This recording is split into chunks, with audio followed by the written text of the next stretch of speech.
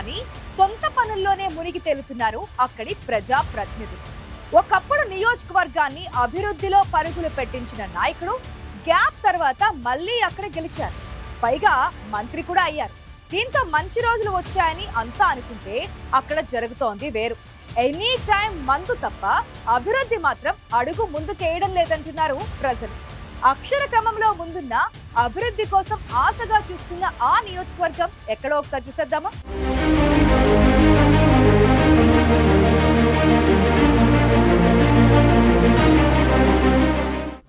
ఆత్మకూరు నియోజకవర్గంలో మేకపాటి కుటుంబానికి ఒకప్పుడు రాజకీయంగా ప్రజాదరణ ఉండేది. కానీ గత ప్రభుత్వంలో మేకపాటి సోదరులు నియోజకవర్గ ప్రజలకిచ్చిన హామీలు నెరవేర్చడంలో విఫలమయ్యారనే విమర్శలు అప్పట్లో అధికంగా వినిపించాయి. 2019 ఎన్నికల్లో వైసీపీ ఆత్మకూరు నుంచి మేకపాటి గౌతమ్ రెడ్డి ఎమ్మెల్యేగా గెలిచారు. వైఎస్ జగన్మోహన్ రెడ్డి కేబినెట్లో చోటు దక్కించుకున్నారు. అయితే ఆయన అకాల మరణంతో జరిగిన ఉప ఎన్నికల్లో గౌతమ్ రెడ్డి సోదరుడు మేకపాటి విక్రమ్ రెడ్డి భారీ మెజారిటీతో గెలిచారు. అప్పట్లో ఆత్మకూరు పట్టణంలో రింగ్ రోడ్, మోడల్ పార్క్ ప్రతిపాదనలతో పాటు మండలాలలో సీసీ రోడ్లు, సైడ్ కాలువలు, తాగునీటి సమస్యలు తీరుస్తామని ఇచ్చిన ఎన్నికల హామీలు గాలి కొదిలేశారని, బటన్ నొక్కితే వచ్చే పథకాలు తప్ప అభివృద్ధి జరగలేదన్న విమర్శలు వినిపించాయి.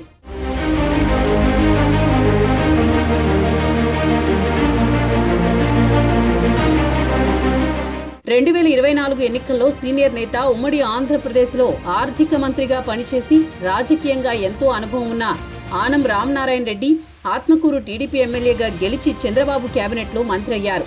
అయితే కూటమి ప్రభుత్వం కొలువుదీరి ఏడాది కావస్తున్నా ఆత్మకూరులో అభివృద్ధి దిశగా అడుగులు పడలేదు. అభివృద్ధి పక్కన పెడితే మంత్రి ఆనం పేరు చెప్పుకుని ఆత్మకూరు నియోజకవర్గంలో టీడీపీ గల్లీ నాయకుల హవా కొనసాగుతోంది. మంత్రి హోదాలో ఉండడంతో ఆనం ఎప్పుడూ నియోజకవర్గంలోనే ఉండడం సాధ్యం కాదు. ఇదే అదనుగా ఇసుక దందా, అక్రమ లేఅవుట్ల వంటి వ్యవహారాలు ఎక్కువగా జరుగుతున్నాయి. ఇక మద్యం విషయానికొస్తే నియోజకవర్గంలో 22 లైసెన్స్డ్ వైన్ షాపులున్నాయి. ఒక్కో వైన్ షాప్ కింద 3 బెల్ట్ షాపులు ఉండడంతో నియోజకవర్గంలో 24 గంటల మద్యం దొరుకుతోంది. ఓవైపు ముఖ్యమంత్రి బెల్ట్ షాపులను సహించేది లేదని చెబుతోంటే ఆత్మకూరు నియోజకవర్గంలో మాత్రం ఎనీ టైం మందు దొరుకుతుందనే విమర్శలు వినిపిస్తున్నాయి.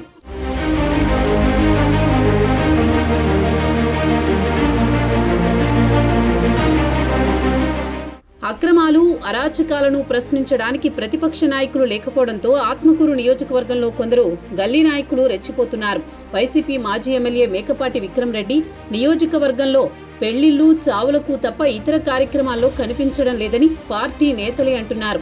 మంత్రి ఆనం రామనారాయణ రెడ్డి నియోజకవర్గ ప్రజలకు అందుబాటులో లేకపోవడంతో కొన్ని సమస్యల పరిష్కారానికి నోచుకోవడం లేదు.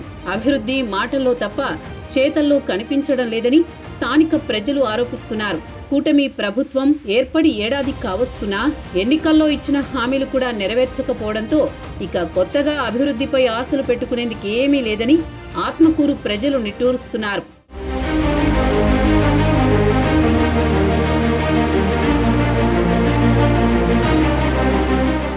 ఆత్మకూరు నియోజకవర్గంలో సోమశిల జలాశయం ప్రధానమైన రిజర్వాయర్ ఆఫ్రాన్ దెబ్బతినడంతో 2023 తుఫాన్లో గ్రామాలు జలమయమయ్యాయి. గత ప్రభుత్వంలో సోమశిల జలాశయం అభివృద్ధి పనులకు నిధులు విడుదల చేసినా బిల్లులు రావడం లేదంటూ కాంట్రాక్టర్లు సగంలో పని ఆపేశారు.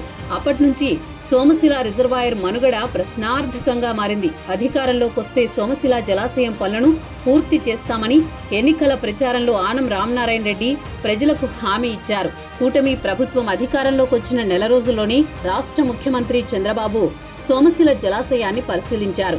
10 నెలలు గడిచిపోయినా సోమశిల జలాశయం పనులు మొదలు పెట్టకపోవడంతో ప్రజలు తీవ్ర నిరాశకు గురయ్యారు. మరో గట్టి తుఫానొస్తే జలాశయం కింద ఉన్న గ్రామాలు మళ్లీ జలమయమవుతాయని ప్రజలు ఆందోళన చెందుతున్నారు.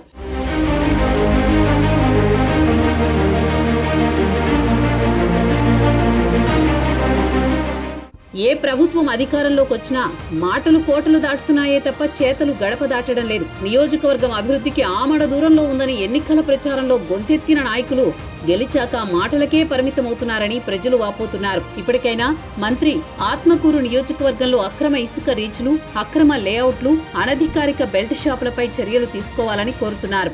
నియోజకవర్గంలో వేల మంది నిరుద్యోగులకు ఉపాధి కల్పించేలా పరిశ్రమల సాధనకు ప్రయత్నించాలని ఆత్మకూరు ప్రజలు మంత్రికి మొరపెట్టుకుంటున్నారు.